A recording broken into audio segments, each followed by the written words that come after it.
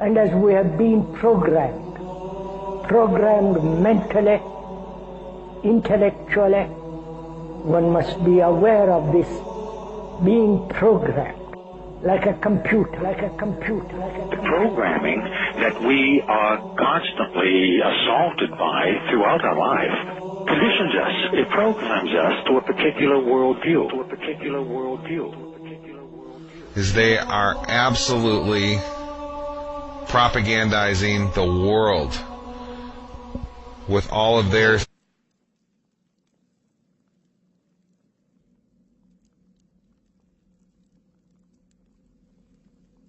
L'Esprit du Seigneur est sur moi, parce qu'il m'a oint pour annoncer une... me permettent de réaliser ces vidéos. Aujourd'hui, je souhaitais m'attaquer à un sujet particulièrement important. Il s'agit de l'éducation sexuelle des enfants, programme qui va être mis en vigueur à la rentrée 2018 dans les écoles, les collèges et les lycées. La loi contre les violences sexuelles et sexistes dont j'ai déjà parlé dans une vidéo ne comportait pas de dispositions concernant ce programme d'éducation. En réalité, il était déjà codifié par une autre loi datant de 2001 et qui a été remise à jour en 2016. Le 18 juillet, sur RMC, Marlène Schiappa a annoncé l'envoi d'une circulaire à tous les recteurs. Je cite: « À tous les recteurs de France pour qu'ils mettent en œuvre une loi qui existe déjà mais qui n'est pas mise en œuvre, qui demande qu'il y ait 3 séances d'éducation à la vie affective et sexuelle faites par an par des associations qui ont des agréments. » La loi à laquelle Marlène Schiappa fait référence est inscrite depuis 2001 dans le Code de l'éducation, article 312-16. Elle a été étoffée par une modification du 15 avril 2016. Elle prévoit, je cite, « Une information et une éducation à la sexualité sont dispensées dans les écoles, les collèges et les lycées à raison d'au moins 3 séances annuelles et par groupe d'âge homogène. Ces séances présentent une vision égalitaire des relations entre les femmes et les hommes. Elles contribuent à l'apprentissage du respect dû au corps humain. » Plusieurs médias prétendent que les internautes s'alarment sans raison et que ces cours d'éducation sexuelle n'apprendront pas aux enfants comment se masturber ou bien tout simplement ne leur apprendront pas la sexualité à l'école à partir de 4 ans. Pour bien comprendre le problème et savoir où se trouve la vérité, j'ai épluché tout le programme en ligne de ces cours d'éducation sexuelle qui se trouve sur le site de l'Éducation nationale. Et ce que j'ai découvert me semble particulièrement préoccupant. Le site éducation.gouv.fr présente brièvement le programme de ces cours d'éducation sexuelle appliqués dès la rentrée 2018. Il se targue d'avoir pour objectif, notamment, d'apporter aux élèves des informations objectives et des connaissances scientifiques. Nous allons voir ce dont il s'agit. Ces cours ne constituent pas une matière à part entière, mais un module dont le contenu serait distillé à travers tous les enseignements, en plus de 3 cours d'éducation sexuelle annuels pour les classes de collège et de lycée. Je cite: « L'éducation à la sexualité ne constitue pas une nouvelle discipline. Elle se développe à travers tous les enseignements, notamment les sciences de la vie et de la terre, l'enseignement moral et civique, l'histoire-géographie, le français et dans le cadre de la vie scolaire. » Mais que se passera-t-il donc à l'école primaire? À l'école primaire, les temps consacrés à l'éducation à la sexualité incombent aux professeurs des écoles. Ces temps doivent être identifiés comme tels dans l'organisation de la classe et être intégrés aux enseignements. Ils sont adaptés aux opportunités fournies par la vie de la classe ou de l'école. Comme vous allez le voir plus loin dans cette vidéo, il n'y a pas de programme défini pour l'école primaire. En revanche, tout est bien ficelé pour les classes de collège et de lycée. Il faut préciser néanmoins que ces modules prévoient des informations utiles sur les violences sexuelles faites aux enfants et aux adolescents, ainsi que des mises en garde sur la pornographie, Internet, le revenge porn, le cyberharcèlement, notion qu'il est devenu nécessaire d'aborder de nos jours. Ce qui nous intéresse est maintenant le programme de ces modules, ou plus justement les fiches pédagogiques dont les enseignants devront s'inspirer pour imaginer des exercices et des cours. Voici l'objectif affiché. L'éducation à la sexualité, qui se situe à l'intersection de 3 champs, biologique, psycho-affectif et social, contribue à la construction de la personne et à l'éducation du citoyen. Composante d'un projet global d'éducation, elle participe à la formation de la personnalité, de l'identité de l'enfant et de l'élève, à son développement et à sa socialisation. Elle vise à l'acquisition de connaissances, au questionnement et à l'élaboration de réponses adaptées à la vie en société. Qu'en est-il plus précisément ?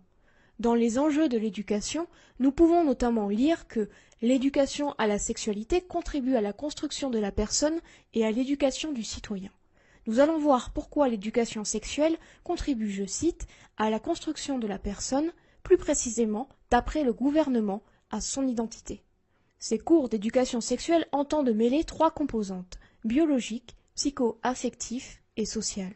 Toutes ces approches confondent les 3 champs, c'est-à-dire que l'on ne parlera plus désormais uniquement de cours de biologie comme nous en avions reçu à l'occasion de la science et de la vie de la Terre, cette matière qui était enseignée au lycée, où l'on nous expliquait le fonctionnement des organes reproducteurs masculins et féminins, ou éventuellement les cycles menstruels, et aussi comment fonctionne la contraception. Désormais, cet aspect biologique qui était neutre en soi sera enseigné sous une forme idéologique. Il est relu par rapport au dit fonctionnement psycho-affectif et social déterminé par ce programme. On enseignera donc aux enfants, dès le primaire, le collège et le lycée, graduellement, comment fonctionne, comment on s'autodétermine quand on choisit son identité sexuelle, son orientation sexuelle, le genre auquel on veut appartenir, puisqu'il n'existerait donc plus de normes et qu'il faudrait casser les carcans. L'objectif est comme toujours la déconstruction des préjugés et des représentations. On expliquera donc aux enfants que toutes les femmes qui sont biologiquement des femmes ne choisissent pas de s'identifier comme un genre féminin et qu'elles peuvent choisir de s'identifier comme des hommes et que ce libre choix est laissé à leur appréciation en fonction de leurs sentiments, de leur histoire, de leurs expériences, de leurs envies et que ces choix peuvent évoluer et changer au cours d'une vie.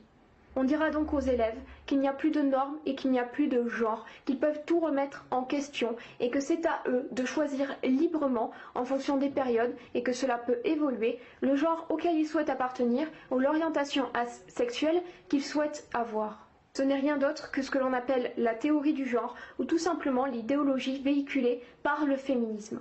Et on nous dira, le gouvernement nous dit ici, noir sur blanc, que ces théories sont neutres et objectives, parce qu'elles sont vraies, tout simplement, parce que c'est le gouvernement, c'est le programme en place, c'est la tendance en place qui sera enseignée aujourd'hui aux enfants en 2018, qui détermine la vérité du moment.